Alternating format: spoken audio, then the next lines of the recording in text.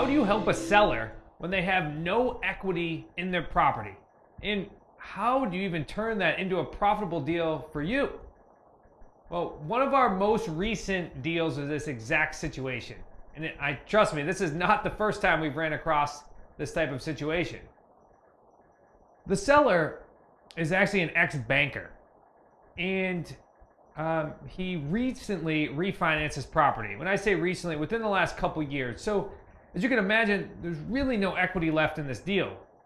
And now him and his wife are trying to move across the country to spend more time with their grandchildren. Now, when I originally approached this seller, he was in the banking industry, and he said he's never heard of one of these options before. He's never heard of these creative financing options, and he said he wished that he knew about them a year ago because they would have liked to have moved last year. They actually went on the market with a realtor at one point in time as well, and luckily for them, they didn't sell because they would have had to come out of pocket at least $25,000 if you include realtor commissions and closing costs. So think about that. Right now, you have the ability to use techniques that could save somebody in this situation $25,000 and still be able to make it a profitable deal. And I'm going to tell you how to be able to do that. The solution in which we came up with was for our company to go ahead and buy their property subject to the existing loan on the property. So we were buying it for exactly what the seller owed, which was roughly around $290,000. Now, after doing some research, we discovered some recent comps after we put it on the market that showed that we could sell the property to a rent-to-own buyer for almost $350,000.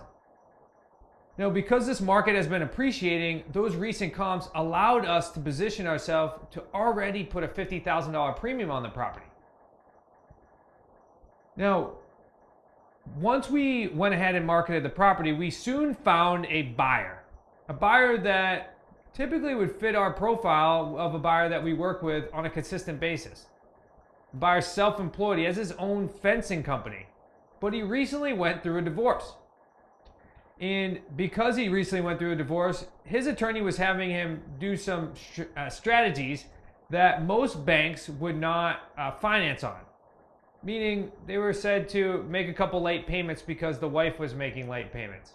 And to make sure that you weren't showing as much money because the wife wasn't showing as much money.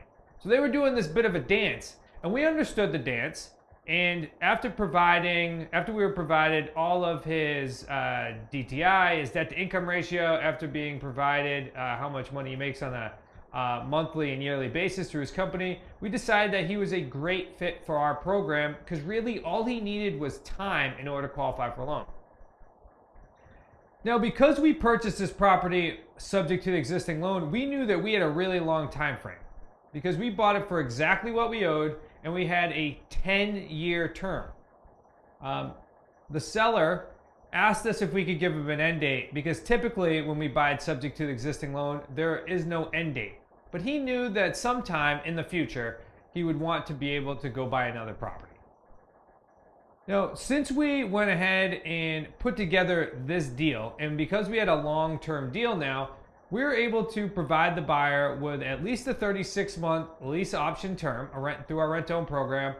But we also have the ability to, as real estate investors, to go ahead and sell this property on owner financing if we choose to as well, which means that this buyer may not have to go get a loan for anywhere from the next 7 to 10 years. That's pretty amazing that we can help somebody get through this tough challenge. Now, this type of deal is going to create us some pretty significant paydays. And I'm just going to give you some rough numbers here just so I can paint the picture for you. When we placed the buyer in the property, we collected about 3% down on the home. We are now constructing over 10% over the next 24 to 36 months. And we offered the buyer, if he came up with 20% down by that time, then we would owner finance the property to him. Now, this is great for all parties involved, as I described earlier, but it's also really great when you start thinking about generational wealth for yourself, because my son he's about to turn 4 years old. So this property may pay for him to go to a private school, maybe, or maybe I'll help him pay for his first car as we get him prepared for when he's 14 years old. So pretty cool to start thinking about those later on future activities that these deals are going to be able to provide for you and your family as a real estate investor. As a month-to-month basis, we're able to collect just about $140 spread. So that's our payday 2. And we were getting the benefit of principal paydown on this property because of the existing loan of $540 every single month. So let's look at what these paydays would look like if we do the 3-year term. It's roughly $84,000 in 3 paydays. And if we end up going on the full 10 years, it's over $112,000.